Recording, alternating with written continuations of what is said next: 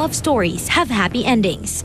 Sa pinakabagong handog ng GMA Afternoon Primetime na Faithfully, masusubok ang pag-ibig ng paglilinlang at paghihiganti. At tulad ng kwento ng magsisimulang GMA drama, hindi maikakailang kasing kontrobersyal din ang mga pinagdaanan ng mga kapuso stars nito sa tunay na buhay. Sa apat na nagagandahang aktres, sino-sino kayang naging biktima ng mga relasyong nauwi sa pagtataksil? Sino ang handang umamin? Sino ang kailangang pang-ilantad ng iba? Ito ang intrigang sabay-sabay nilang haharapin sa naiibang hamon ng Showbiz Central. Nagbabalik ang Star Leveling featuring the women of Faithfully. Live to live! A stellar cast of beautiful and fine actresses. Please welcome Michelle Madrigal, Isabel Oli, Vanessa Del Moral, and Maxine Magalona. Hi, girls! Hi! Ganda ng intro ko sa inyo, ha? Pero bago ang lahat, bago natin simulan ng game na ito, gusto ko muna malaman ang reaction ninyo sa sinabi ni Isabel Daza a while ago. I don't know if you guys heard it, but she said na siya daw, of the five of you, she thinks na siya ang pinakamaganda sa inyong lima. Tingin lang naman niya yun. Diba? Kasi, Actually, I mean, I think I'm the prettiest and I think it's obvious. excuse me? Yeah, I think I am. Excuse us? Ano pala?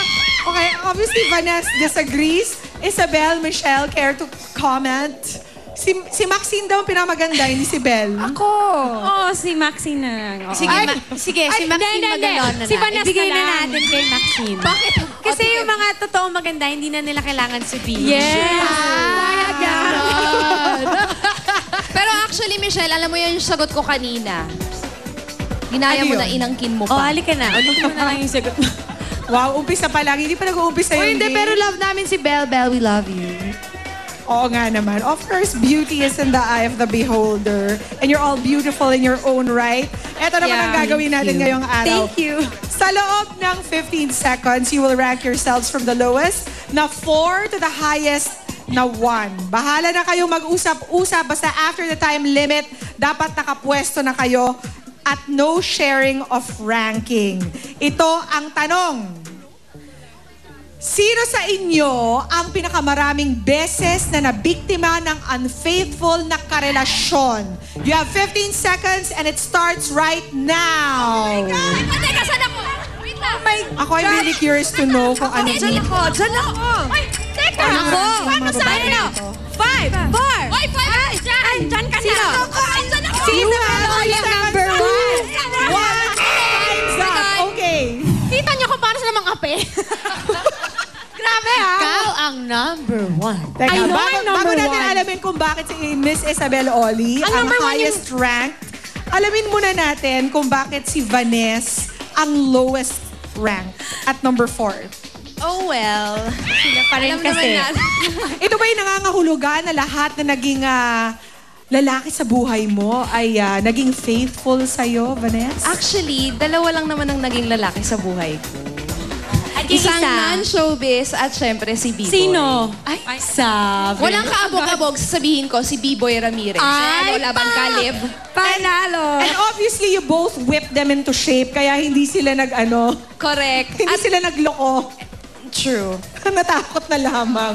Tama. Si Max, parang I was expecting Max to be higher ranked ng konti. Actually, dapat siya nga yung number 1 eh. Yeah. Pero feeling ko nang bully lang si Max tapos napunta si Isabel sa 1. Ay, hindi. Kita Sila mo, pa para lagi sa nila ako manulang, inaapi. diba? Bakit number 3, Max? Well, Have they all been good? Have they all been good boys? Max? Defend mo yan. Good boys ba sila? hindi. I never really had a problem with guys who were unfaithful. Because? Meron some, pero hindi all. As in, masasabi ko na there were more guys that were faithful than the guys that were unfaithful. And what do you credit this to? Because, I don't know, what more can they ask for? Ganda! Ganda lang. Kapal talaga ng mukha nito. Walk out na nga ako dito. Diyos ko, day. Ay, hindi. Basta, alam mo yun, I've always been a faithful girlfriend. Pero now, I'm super single. Happy. Call her maybe. Gusto ko malaman yung tally. The unfaithful versus the faithful. Siguro 1:3. One is, wow. Saturday satisfied customers ang mga naging boyfriend ni Miss Maxine. Si Mitch. Nako, Mitch medyo second to the Number highest ka. 2. Pangalawa talaga kasi Mukhang maraming nagloko. tatlong nagloko sa akin. Ahay! Nahuli ko silang lahat. Sino? Oh my Sino God. to? Sino? Secret. Napakasakit. Showbiz, Yung isa doon, showbiz. Were they... Isa lang. Yung isa doon, showbiz. Okay. Pero tatlo yung nagloko sa akin. Pero, Nahuli ko silang lahat. Yung akin din showbiz yung nagloko. Ba't paano mo ganon? sila nahuli, Michelle? Showbiz din yung nagloko sa akin eh. Showbiz. Alam nyo, sa showbiz kasi, Do yung the pag math. wala ka Alam nyo ng na. time sa girlfriend mo, yung mga love scene, kissing scene, nakakadala yan eh. Ano? Hindi Saka pala. love team. Hindi pala totoong ano lang yon. Acting lang yon. Yung girl showbiz Yung other girl. In other words, they're both in show business. Oo. Tagal na yun, tama na. Si Liv na yung pag-usapan natin. katagal na? Ako, kita nyo naman, tinulak ako na dito, di ba? Ano tinulak? Naman ako ako ata ang nandiyo dyan siguro dapat. Dapat ikaw dito. Pero naniniwala ba kayo na tinulak lang si Isabel dito or she's been mistreated also in her life? Oh, kayo daw sumagot noon bilang alam nyo na. Hindi, actually tinulak lang siya ni nako. Max. Ay, hindi. Si Liv kasi sobrang mapagmahal na tao yan. Ewan ko ba kayo mga boys, bakit maiiwan nyo tong babaeng to? Ang ganda-ganda nito, ang bait-bait. By the way, Ay, nako. guys, manager ko, si Michelle Mabigat. Mahirap na talaga maging martir in this day and age. Oh, masyado mapagbigay kasi sobrang Gayahin mo si silid. Vanessa, kaya wala naglolo ko kasi ang tapang niya. Ang taray-taray. Jab straight hook lang ang katapat niyan. Turuan mo si Isabel nun. Well done, girls. Thank you very much for being very frank with our questions.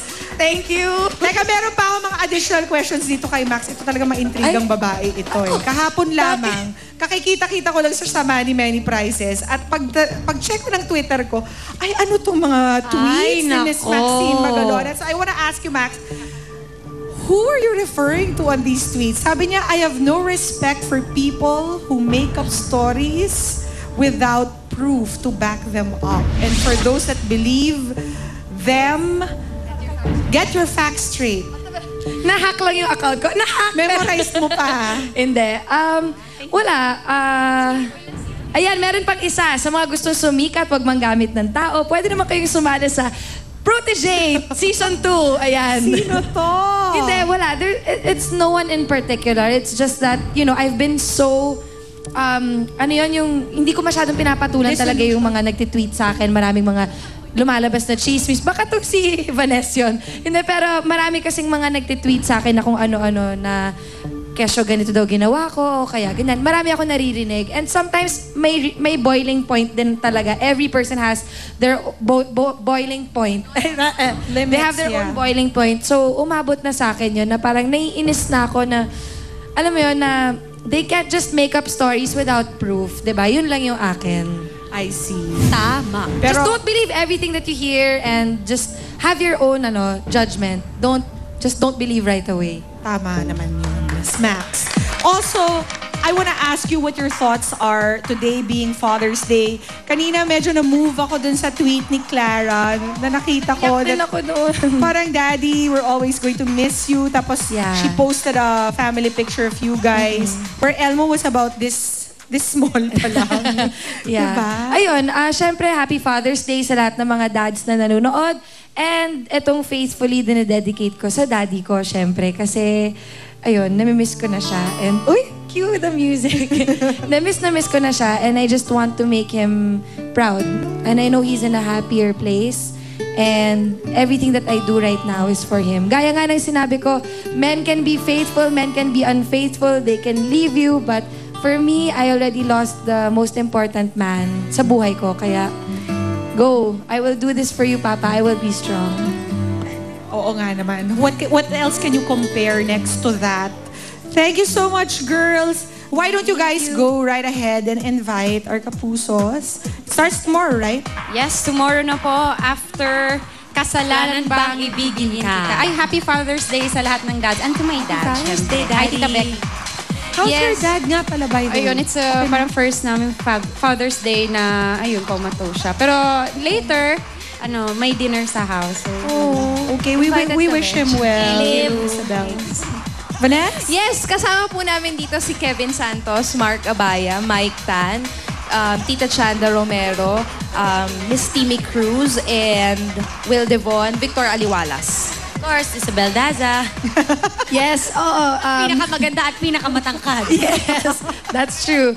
Ayun, iniimbitahan namin kayong lahat manood ng Faithfully. Bukas na po yan pagkatapos ng Kasalanan Bang Ibigin Ka sa GMA Afternoon Prime.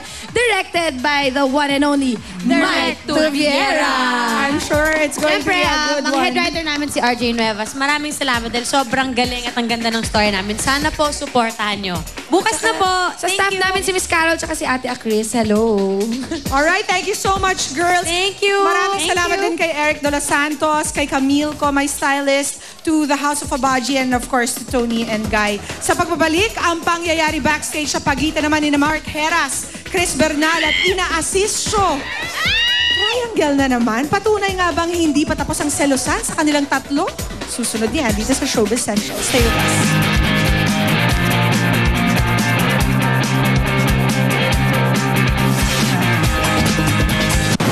Susunod na, Ina at Chris, nagkailangan sa backstage ng Party Pilipinas?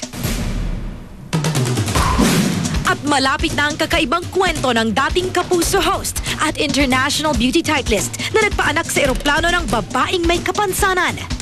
Possible because we were in the air, thousands of feet in the air, you know, and the baby is a very strong baby because it survived, you know.